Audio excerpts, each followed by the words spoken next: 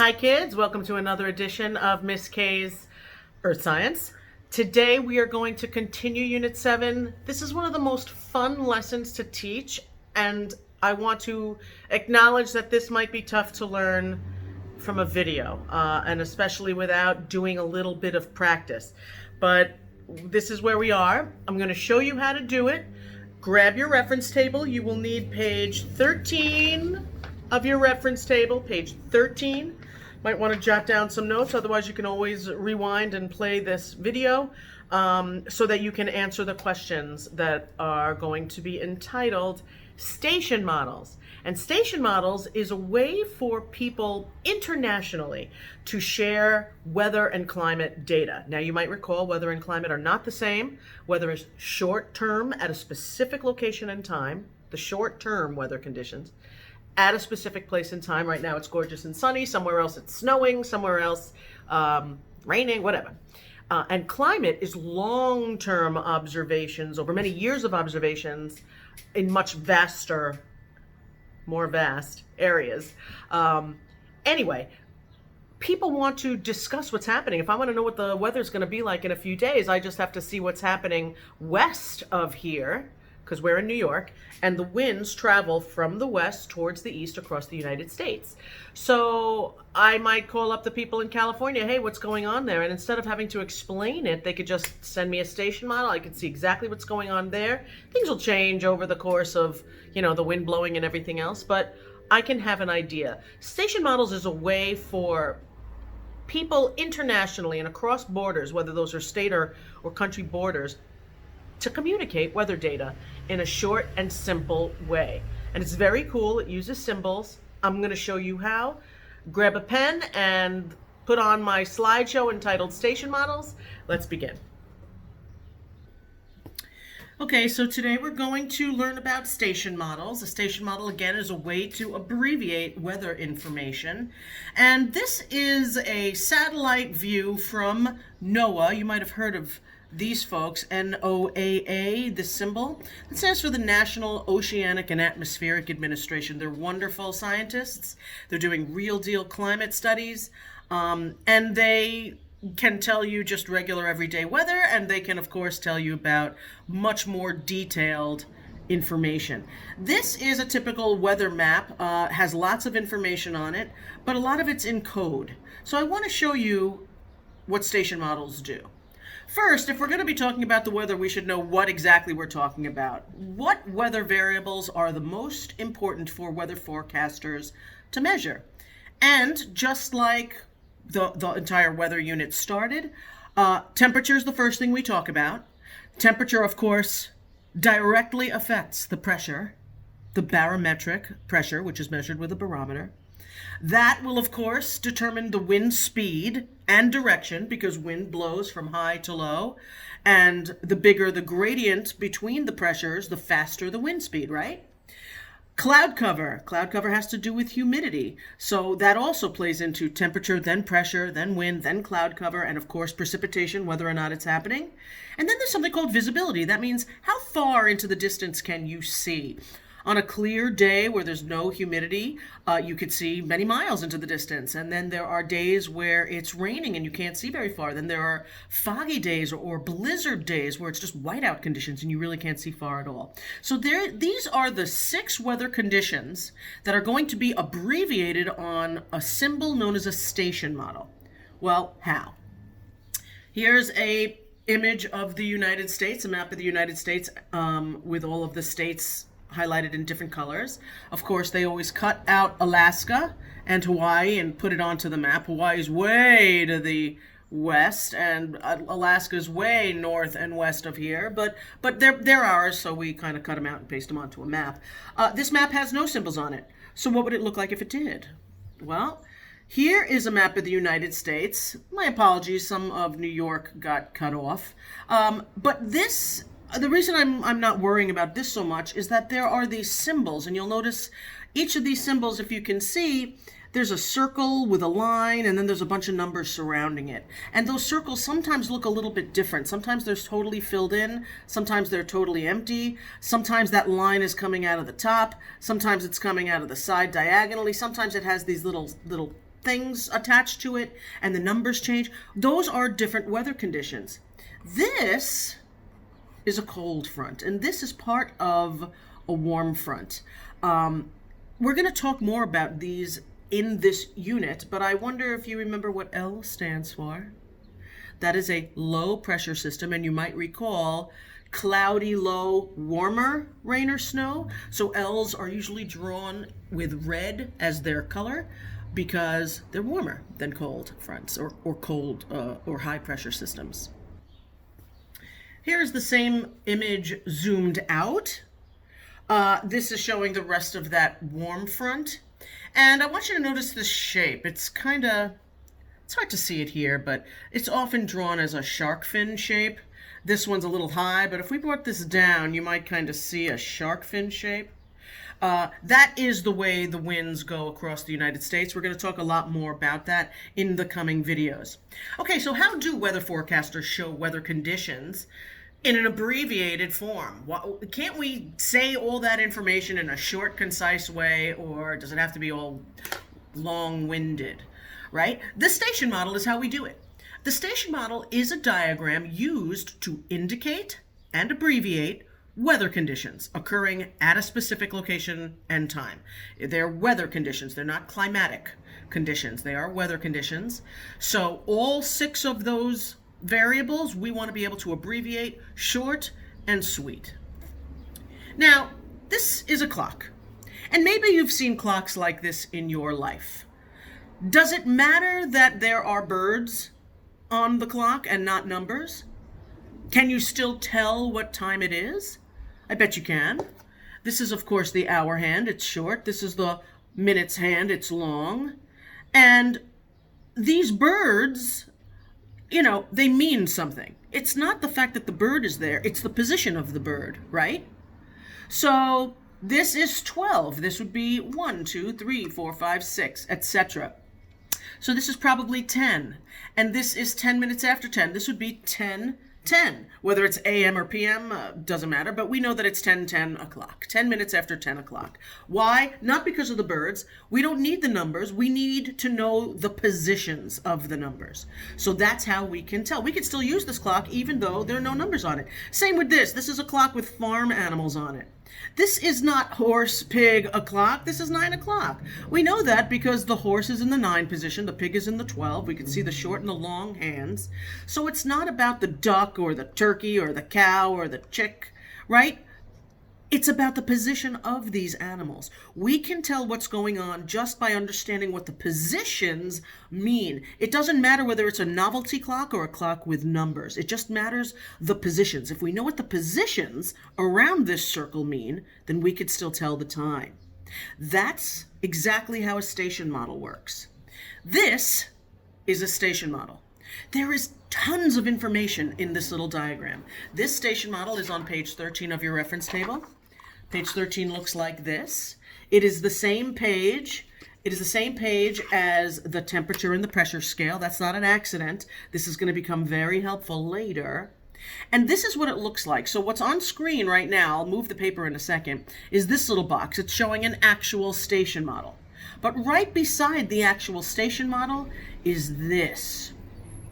This is the station model explanation. It's going to explain what each of these numbers mean. It's going to explain what this circle means in a nice, clear, and concise way. And this, the present weather chart, will also come into play. So make sure you have page 13 beside you.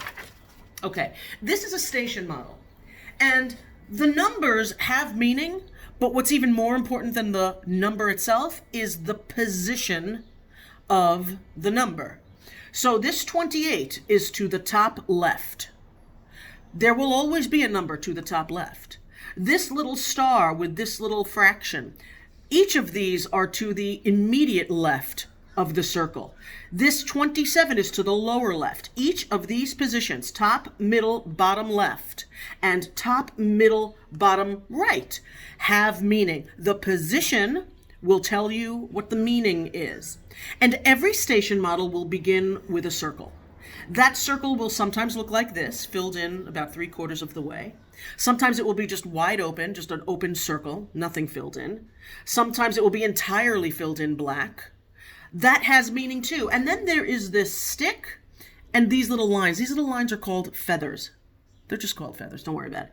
This line and these feathers have meaning. Sometimes the line will stick out to the left. Sometimes it'll come out to the top. It'll be all over the place, but that's because it has meaning. So let's discuss the meaning of the 6 positions: top, middle, and bottom left, top, middle, and bottom right. Those 6 positions, the circle and the stick and feathers. Let's discuss what that means.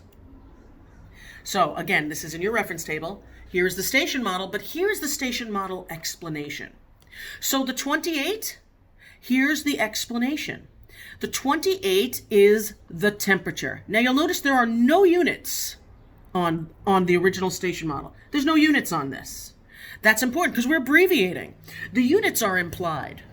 And here are the units. If there's a 28 to the top left, that means the temperature is 28 degrees Fahrenheit, not Celsius. This time it's going to be easier for us because we're used to Fahrenheit. 28 degrees Fahrenheit. Immediately to the left, there will be a symbol and a fraction. The symbol has this line sticking out of it, and the line represents the present weather. And the fraction represents the visibility in miles.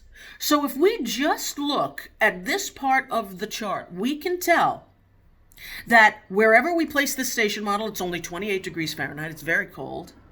There's a visibility of only 1/2 of a mile. You can't see that far into the distance, only 1/2 of a mile. And this symbol is present weather. Now again, I said that on this page, you're going to use the station model explanation, and this little box down here, this is the present weather box. And there are these symbols. Well, if you see a little star over here and you want to know what the present weather is, what that symbol means, you go to the present weather box and you find that same symbol. And there it is, down here in the corner. That little star means snow. So on this day, it's only 28 degrees and it's snowing, and the visibility is only 1/2 a mile. So what does this number mean at the lower left? That's the dew point. And doesn't it make sense? Doesn't it make sense that if the air temperature and the dew point temperature are this close together, 1 degree apart, it probably is raining or precipitating at these temperatures? At these temperatures, it's going to fall as snow. But they're very close together, so there will be some form of precipitation. If they are very close or touching, then you're at the dew point, then of course it is precipitating. Well, what about this circle? It always starts with a circle. The circle says the amount of cloud cover. So the circle really represents the sky, and how much of it is filled in represents the cloud cover. And whenever you fill in one of these circles, you fill it in clockwise. So let's say the whole thing was white. If it was only 1/4% cloudy, then they would just fill in this upper right quadrant. If it was 50% cloudy, it would only be this half, clockwise on the right. And then this one is approximately 75% covered, so this is 3/4, but notice they filled it in clockwise. And if it was 100%, the whole thing would be black. So this circle represents the sky, and how much of it is filled in represents the approximate cloud cover. This represents 75% cloudy.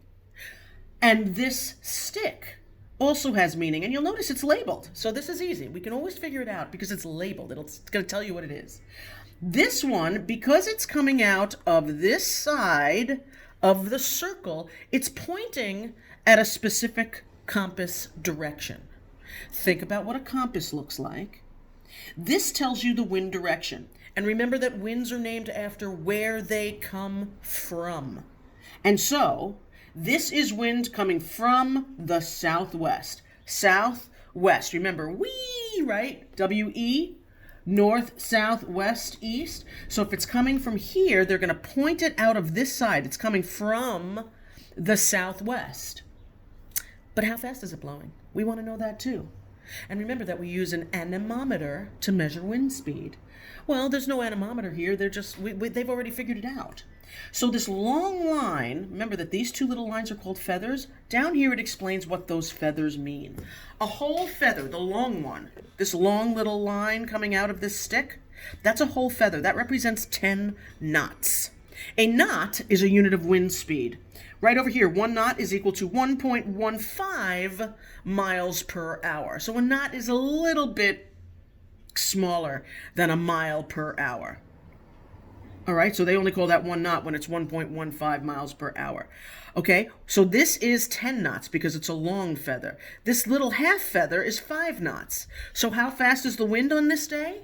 It's 15 knots, just a little slower than 15 miles per hour. It's 15 knots, right? So this is a southwest wind at 15 knots. Let's just view this half again. This half, this is 28 degrees Fahrenheit. It is currently snowing because that's the present weather. We only have half a mile of visibility because it's snowing. We can't see that far into the distance. The dew point is 27 degrees Fahrenheit, very close together, which means it is going to be precipitating. That explains the snow. That also explains the cloud cover. It's kind of windy. It's coming from the southwest at 15 knots. Then there is this side. This side is slightly more complicated, and I'm going to get more involved in that explanation in this video. They abbreviate the pressure and they abbreviate the trend. What am I talking about? This 196 at the top right of the circle is called the barometric pressure. That's the current pressure. What is the pressure outside? Now remember that pressure is usually measured in either inches of mercury or millibars. For purposes of station models, it's measured in millibars. And millibars on Earth, the pressure on Earth has a general range. It can get very high and it can get very low. But remember that it's pretty much going to stay in this range. The highest pressure on this chart is 1,040 millibars. And the lowest pressure on this chart is about 960, maybe 965. Last labeled one is 968, down here about 965. The pressure on Earth has to be between about 965 millibars to 1,040 millibars. 965 to 140. So how can this be 196? Here's how. They abbreviated it. What they did to the 1019.6, 1019.6, is they dropped the 10, they dropped the decimal, and they just put the 196. You're always going to drop the first digit and the decimal. I'll explain this later in the video. Don't worry if you didn't catch that. But just know that this is the abbreviated pressure. This is the abbreviated trend. How has the trend been changing? How has the pressure, the barometric trend, been changing in the past 3 hours? If there's a plus, the pressure's been getting higher, it's been getting nicer out. If there's a minus, the pressure's been getting lower and it's been getting cloudier, lousier out. And this is also abbreviated. I will show you how. If you read this, though, it'll give you a hint. This says plus 19 with this slash. What that means is a steady 1.9, not 19, 1.9 millibar rise in the past 3 hours. Basically, the pressure has gone up by 1.9 millibars. They just dropped the decimal to abbreviate. They just didn't feel like writing the decimal point. Okay, and again, I'll explain this more thoroughly as we go through this video. And then there's the precipitation. Bottom right of the circle is the precipitation. If it's been precipitating, rain, snow, hail, sleet, drizzle, whatever it is, if precipitation has been occurring in the past 6 hours, this is a measurement of how much. So in this particular station model, 0.25 is in inches. 0.25, so a quarter of an inch of snow has accumulated in this particular station model. So this is a generic explanation. This is a station model. Let's get deeper into it. This is just an explanation of what I just showed you. This is just how I set it up. Notice that the numbers are different. The cloud cover is different. So if I just showed you what is in black and white, you should be able to tell me whatever number is in the upper left is the temperature. So this is 32 degrees. Whatever number is to the bottom left is the dew point. This time they're kind of a little bit further apart. They're maybe 7 degrees apart. And it's only half cloudy, and there's still only half a mile of visibility, and there's a new symbol here. So we would want to grab this and look up the present weather. That symbol, a star with a triangle underneath it. There it is. It represents snow showers. Snow showers, okay? And to the right, you got the pressure, you have the pressure change, the trend they call it, the barometric pressure change, and the precipitation. Again, this is the wind speed and direction. This time, think of the compass. This is going to the north east. So this is a northeast wind, again at 15 knots. This is 50% cloud cover. So you use the explanation to help you with what the numbers represent. Okay, but each of the positions has meaning. So I could put a 1 here, that would be the temperature. I could put 101 here, that would still be the temperature. Right? What if there was no weather? What if it wasn't raining? What if it wasn't snow showering? What if there was no precipitation? You would just leave this blank. There would just be no symbol there if it was clear and sunny out. And the visibility would probably be a lot higher, not half a mile, maybe 2 would be there. The number 2, it's not always going to be a fraction. Okay? And again, this plus or minus means whether the pressure has been rising or falling in the last few hours. And this is abbreviated. I'm going to show you more about that. Okay, so the circle, let's just focus on the circle first because that's where it starts. The circle is the sky, and if it is not filled in, then there are no clouds in the sky. This means clear sky, 0% cloud cover. If it's totally filled in, it's 100% cloud cover. Totally cloudy. Here are some others. If it's just a couple of fluffy clouds, this is a beautiful day. Just because there's clouds doesn't mean it's a lousy day. This is a beautiful day with big fluffy clouds. This one has more fluffy clouds. It's a little cloudier. This is kind of partly sunny.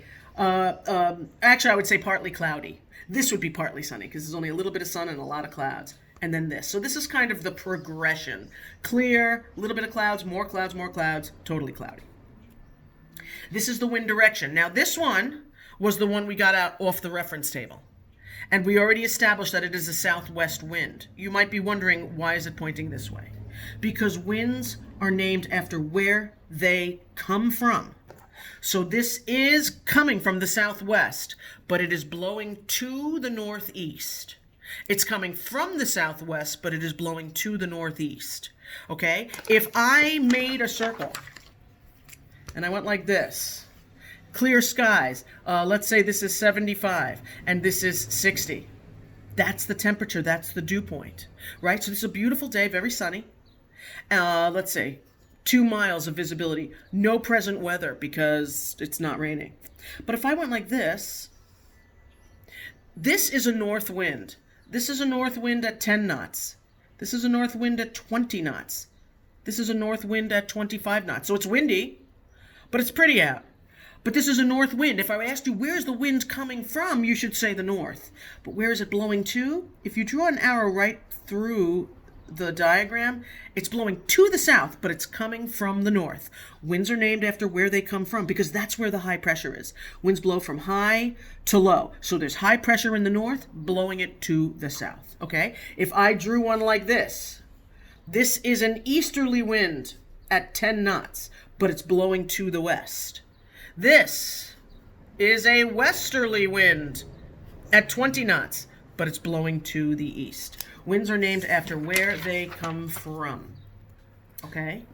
And this is just reviewing the winds, right? Wind speed is indicated by the little flags located on the station model. Single flag, 10 knots. Half flag, 5 knots.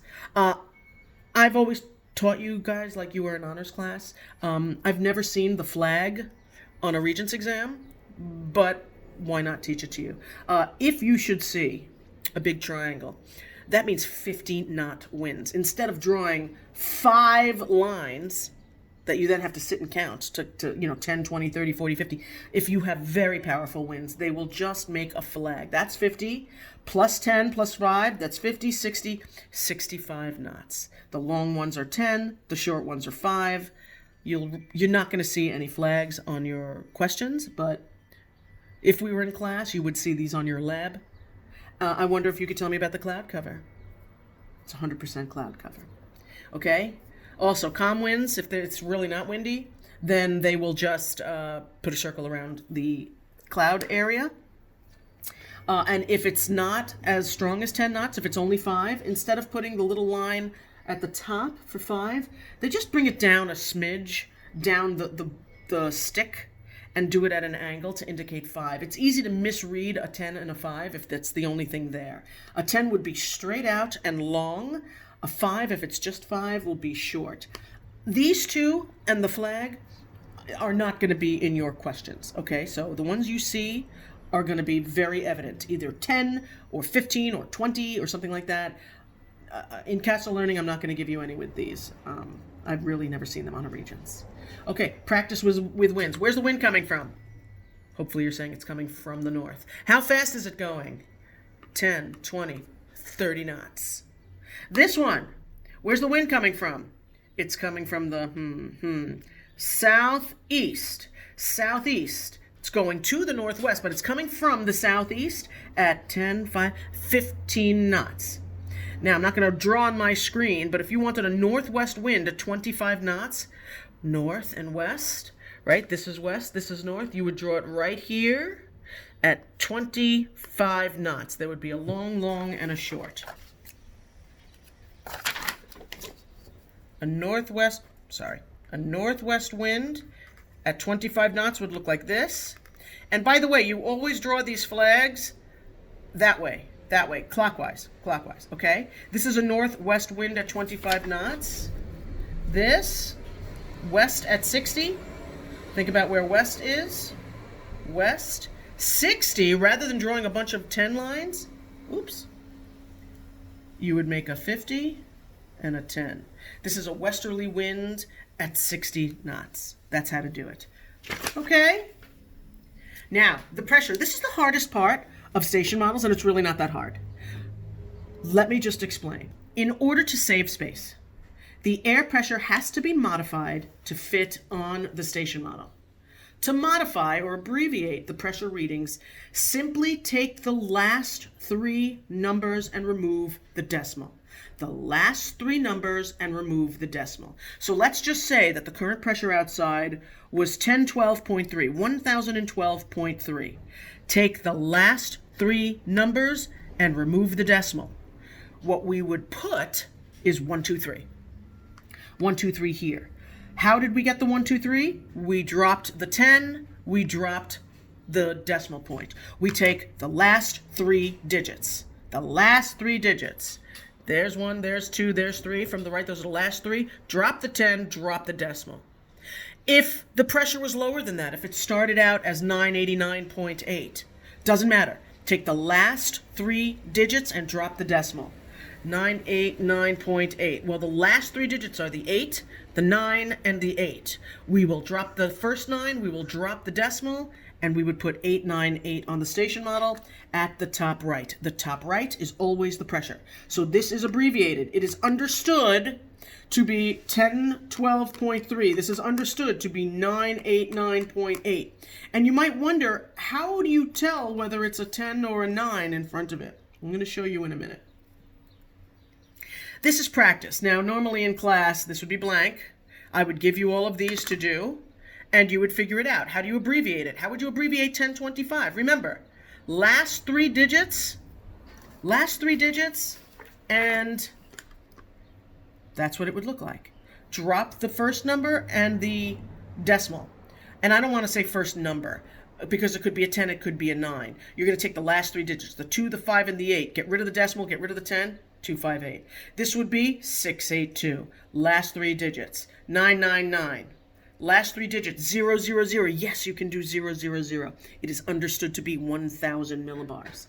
Okay? 1,000.8. You would just take the last three digits. The 8, the 0, the 0, 008. And it goes to the top right. This is how to abbreviate it. Now, abbreviating it is easier than taking it out of abbreviation, which can be a little bit more complicated, but I'm going to show you how. To unabbreviate it, you got to follow the 500 rule.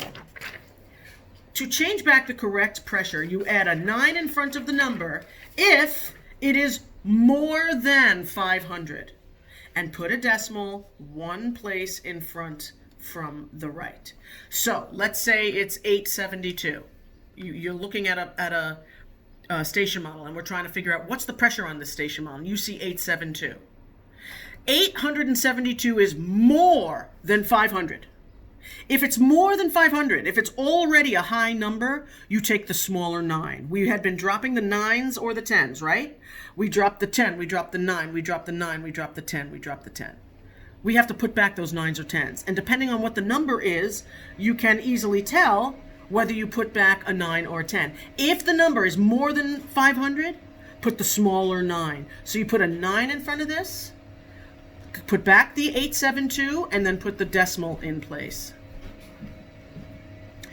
To change back to the correct pressure, you would add a 10 in front if the number is less than 500.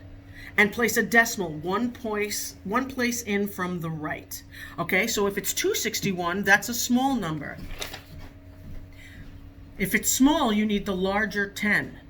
If it's less than 500, you need the larger 10. So you would just kind of rewrite the 261, put the 10 in front, put back the decimal. Okay, whatever they give you, rewrite it. Then figure out, if it's more than 500, you need the smaller 9. If it's less than 500, you need the larger 10. And there's another easier way that I'm going to show you. If you do it wrong, for example, this one was 872, right? If you had 872, that's larger than 500. That means you should put the 9 in front and add a decimal, 987.2 millibars, right? Sorry, I'm doing this sideways. If you did it wrong, though, if you had the 872 and you're like, I think I put a 10 in front, and then you put the decimal, 1087, that's awfully high pressure. You can check yourself before you wreck yourself by going to your reference table.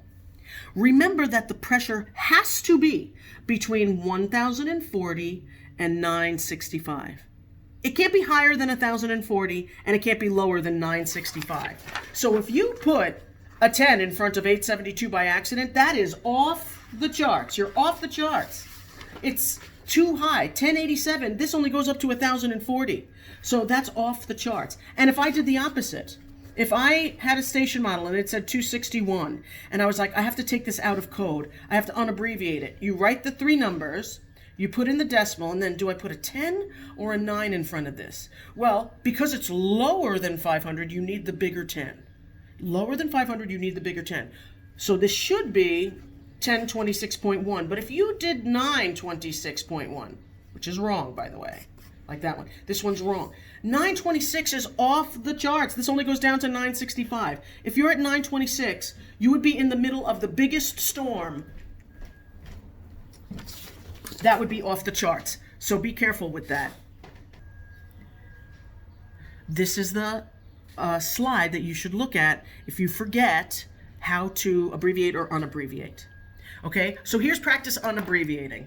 I'm going to cover that up with a blank sheet, although you've probably already seen it, right? Think about it. This is what it's going to look like on a station model, and that's the pressure. Whatever it looks like on the station model, it'll be abbreviated to 3 digits, and each of these are either missing the 10 or the 9 in front, and the decimal point. So the first thing you do is rewrite what's here, and then use the 500 rule. 900 and something is above 500. That's already a high number. You need the smaller 9. So you put the 9 in front back and you add the decimal point. The decimal always goes between the last 2 digits. So the real air pressure is 997.8, even though it just says 978 on the station model. This one, 004, it's less than 500. So you need the larger 10 in front. So that would be 1000.4 millibars, always the decimal between the last 2 digits. 213, less than 500. It's small, it needs the big 10. So you put the 10 in front. 1021.3, and the decimal back. 867, more than 500. You need the smaller 9. So you put the 9 in front. Okay?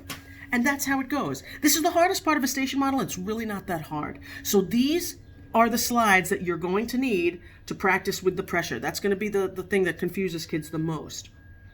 The pressure change is very similar. It is also abbreviated. All they do here is drop the decimal. So let's read this together. Pressure change, the barometric trend. Pressure change on a station model is indicated by a plus or a minus, followed by a number and a slash, indicating the pressure change. So obviously, if you see a plus, the pressure's going up over the last 3 hours. If you see a minus, the pressure's going down over the last 3 hours. So this is plus 35. But kids, a 35 millibar change in 3 hours would never happen. That would be catastrophic. It would either go from beautiful weather to horrific storm, or from horrific storm to absolutely perfect in a very short period of time. It really just doesn't happen. So it's usually a change of just a few millibars, not 35, 3.5.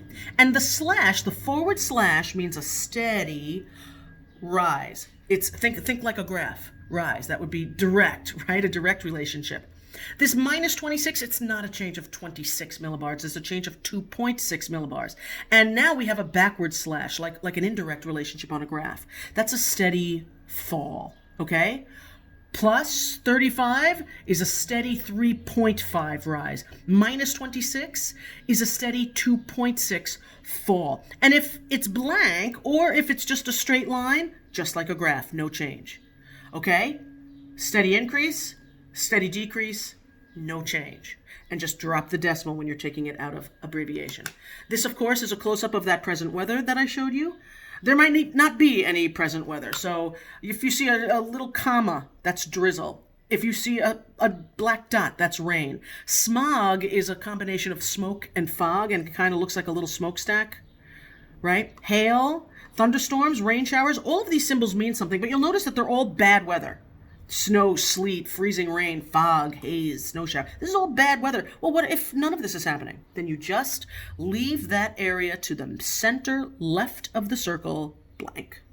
So there might not be any pleasant weather. If none, leave it blank. No present weather will also mean that there's no precipitation. So the precipitation is the thing in the bottom right. These are some things to remember.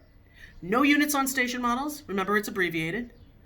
But when writing out weather conditions, then you include it. In other words, if you're looking at a station model, and I asked you, what's the weather on that particular station model, then I would want you to give me units. In other words, if I saw this and I said, what's the temperature? You should tell me 28 degrees Fahrenheit. But if I said the temperature is 28 degrees Fahrenheit, create a station model, you should put that 28 in the top left, no units. No units on it, but there are units when you take it out of abbreviation.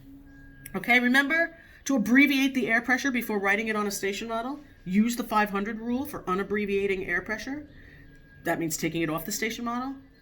And if you forget your wind directions, just draw yourself a compass. North, south, west, east. All right, here it is. It's on page 13. If you have any questions, hit me up on Remind. I'm going to give you some station model questions. They're going to be due 1 week from today. Today is Monday, so they'll be due next Monday. I strongly recommend you do them, today, right after you watch this video. And this is one for you to do. Now, I included this link. I'm going to come out of presentation mode for a second.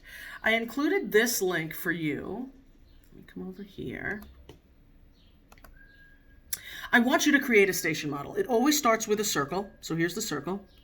If you go to this link, which I have open in another tab, it's a weather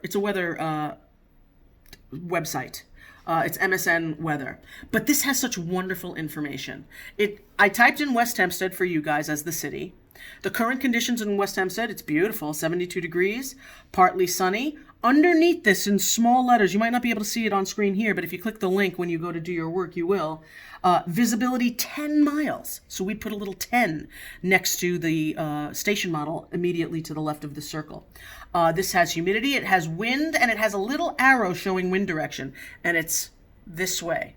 So that is southeasterly winds at 3 miles an hour. That's like 3 and change knots. It has the barometer. This is in inches. You would just have to convert it to millibars using your reference table. It has the dew point temperature of 47, so it is not going to rain today. 72 degrees right now, 47 degree dew point. It has basically all of the information, and you could simply practice by doing this. So 72 would be at the top left. Visibility would be at the center left. The dew point would be at the bottom left. The pressure, you'd have to convert it, but it would be at the top right. The trend, we might have to scroll down to find the trend, and there is no precipitation or present weather, so you would leave those blank. All right, see if you can make your own station model, and that's it for today's video. Go do your castle learning. See you next time.